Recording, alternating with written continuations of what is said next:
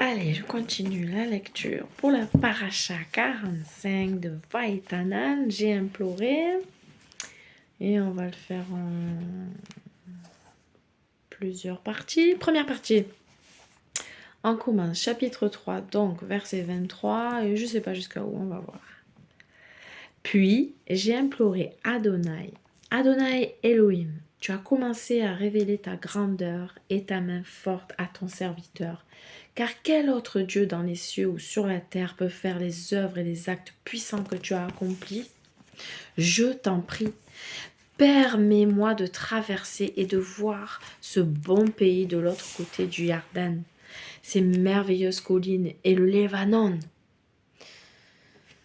Mais Adonai était irrité contre moi à cause de vous, et il ne m'a pas écouté. Adonai m'a dit « Assez, ne me parle plus de cette affaire. Monte jusqu'au sommet de Pisga et regarde à l'ouest, au nord, au sud et à l'est. Regarde de tes yeux, mais tu ne traverseras pas le Jordan. Cependant, tu donneras des ordres à Yehoshua, tu l'encourageras et tu le fortifieras, car il conduira ce peuple de l'autre côté, et il lui permettra d'hériter du pays que tu verras. Alors nous avons séjourné dans la vallée en face de Beit Péor. Chapitre 4. Et maintenant, Israël, écoute les lois et les ordonnances que je t'enseigne, afin que tu les suives et que tu vives.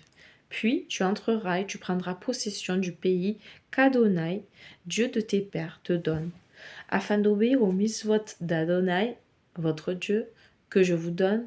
Vous n'ajouterez rien à ce que je dis, et vous n'en retrancherez rien. Vous avez vu de vos propres yeux ce qu'Adonai a fait à Baal-Péor. Adonai a exterminé du milieu de vous tous les hommes qui suivaient Baal-Péor.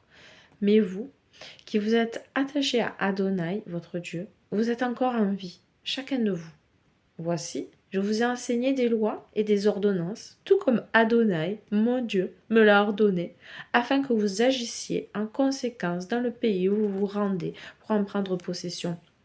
C'est pourquoi vous les observerez et vous les suivrez, car alors tous les peuples verront que vous avez de la sagesse et de l'intelligence. Lorsqu'ils entendront parler de toutes ces lois, ils diront « Certainement, cette grande nation est un peuple sage et intelligent. » Car quelle grande nation a un Dieu aussi proche d'elle qu'Adonai, notre Dieu, lorsque nous l'invoquons? Quelle grande nation a des lois et des ordonnances aussi justes que toute cette Torah que je mets devant vous aujourd'hui? Seulement, vous serez prudents et vous veillerez attentivement sur vous-même, aussi longtemps que vous vivrez, afin de ne pas oublier ce que vous avez vu de vos propres yeux, et que ces choses ne disparaissent pas de vos cœurs. Mais vous les ferez connaître à vos enfants et à vos petits-enfants, ce jour où vous êtes tenus devant Adonai, votre Dieu, à Horeb, lorsqu'Adonai m'a dit « Rassemble le peuple auprès de moi, et je leur ferai entendre mes paroles, afin qu'ils apprennent à me craindre aussi longtemps qu'ils vivront sur terre et qu'ils enseignent leurs enfants. » Vous vous êtes approchés et vous vous êtes tenus au pied de la montagne. Et la montagne s'est embrasée jusqu'au cœur des cieux, avec des ténèbres, des nuages et un épais brouillard. Puis Adonai vous a parlé du milieu du feu. Vous avez entendu le son des paroles, mais vous n'avez vu aucune forme. Il y avait seulement une voix. Il vous a proclamé son alliance, à laquelle il vous a ordonné d'obéir, les 10 paroles. Et il les a écrites sur 2 tablettes de pierre. À cette époque, Adonai m'a ordonné de vous enseigner des lois et des ordonnances afin que vous viviez par elles dans le pays où vous entrerez pour en prendre possession.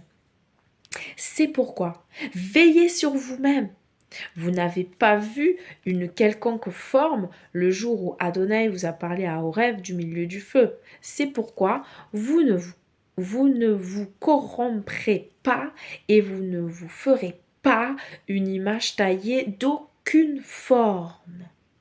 Une représentation d'un être humain, mâle ou femelle, une représentation d'un animal sur terre, une représentation d'oiseaux qui volent dans les airs, une représentation de tout ce qui rampe sur le sol ou une représentation d'un poisson dans les eaux en dessous du rivage. Pour la même raison, vous ne regarderez pas le ciel, le soleil, la lune, les étoiles et tout ce qui se trouve dans le ciel, et vous ne vous égarerez pas à les adorer ni à les servir. Adonai, votre Dieu, a donné ces choses à tous les peuples sous le ciel tout entier. Non, c'est vous qu'Adonai a pris et sorti de la fournaise ardente, hors d'Égypte, pour être un peuple qui soit son héritage, comme vous l'êtes aujourd'hui. Mais Adonai a été irrité contre moi à cause de vous, et il a juré que je ne traverserai pas le Yardan pour entrer dans le bon pays qu'Adonai, votre Dieu, vous donne en héritage. Mais je mourrai dans ce pays et je ne traverserai pas le Yardan.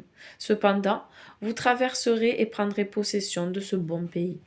Veillez sur vous-même afin de ne pas oublier l'alliance qu'Adonai, votre Dieu, a faite avec vous, en vous faisant une image taillée, une représentation de tout ce qu'Adonai, votre Dieu, vous a interdit. Car Adonai, votre Dieu, est un feu dévorant, un Dieu jaloux. Lorsque vous aurez eu des enfants et des petits-enfants, que vous aurez habité un long moment dans le pays, si vous vous corrompez et que vous faites une image taillée, une représentation de quelque chose, que vous faites ainsi le mal aux yeux d'Adonai, votre Dieu, et que vous le provoquez, je prends le ciel et la terre à témoin contre vous aujourd'hui. Vous disparaîtrez rapidement du pays que vous posséderez après avoir traversé le Yardan. Vous n'y plongerez pas vos jours, mais vous serez entièrement exterminés. Adonai vous dispersera parmi les peuples, et vous serez peu nombreux parmi les nations où Adonai vous conduira. Là, vous servirez des dieux, produits de mains humaines, faits de bois et de pierre, qui ne peuvent pas voir, entendre, manger ou sentir. Cependant, dans ce lieu, vous chercherez Adonai votre Dieu, et vous le trouverez, si vous le cherchez de tout votre cœur et de tout votre être. Dans votre détresse, lorsque toutes ces choses vous seront arrivées, dans l'Aharit Ayamim, vous retournerez vers Adonai votre Dieu et vous écouterez ce qu'il dit, car Adonai votre Dieu est un Dieu miséricordieux. Il ne vous abandonnera pas, il ne vous exterminera pas, ni n'oubliera l'alliance qu'il a faite avec vos ancêtres. En effet, renseignez-vous sur le passé avant votre naissance, depuis le jour où Adonai a créé les êtres humains sur la terre, d'un ciel à l'autre. N'y a-t-il jamais rien eu d'aussi merveilleux que cela? A-t-on jamais rien entendu de semblable? Un autre peuple a-t-il jamais comme vous entendu la voix de Dieu parlant du milieu d'un feu en restant en vie? Et Dieu n'a-t-il jamais tenté d'aller se prendre une nation des entrailles d'une autre nation par des épreuves, des signes, des prodiges, la guerre, à main puissante et à bras étendus, et par de grandes terreurs, comme tout ce qu'Adonai, votre Dieu, a fait pour vous en Égypte, sous vos yeux? Cela vous a été montré afin que vous sachiez qu'Adonai est Dieu et qu'il n'y en a pas d'autre que lui. Il vous a fait entendre sa voix des cieux afin de vous enseigner. Il vous a fait voir son grand feu sur terre et vous avez entendu ses paroles sortant du feu. Car il a aimé vos ancêtres, il a choisi leurs descendants après eux et les a fait sortir d'Égypte par sa présence et sa grande puissance, afin de chasser devant vous des nations plus grandes et plus fortes que vous, de vous faire entrer et vous donner leur pays en héritage, comme c'est le cas aujourd'hui. Sachez aujourd'hui et établissez dans vos cœurs qu'Adonai est Dieu en haut dans les cieux et en bas sur la terre. Il n'y en a pas d'autre. C'est pourquoi vous garderez les lois et les mitzvot que je vous donne aujourd'hui, afin que tout aille bien pour vous et pour vos enfants après vous, et afin que vous prolongiez vos jours dans le pays qu'Adonai, votre Dieu, vous donne pour toujours. Puis Moïse mit à part 3 villes du côté est du Yarden, en direction du lever du soleil, vers lesquelles un meurtrier pourrait fuir, c'est-à-dire celui qui ferait périr par erreur une personne pour qui il n'avait pas de haine. Et en fuyant vers l'une de ces villes, il pourrait y habiter. Ces villes étaient Betser, dans le désert, dans les plaines, pour le Réouveni, Ramoth en Gilead, pour le Gadi, et Golan en Bashan, pour le Ménaché.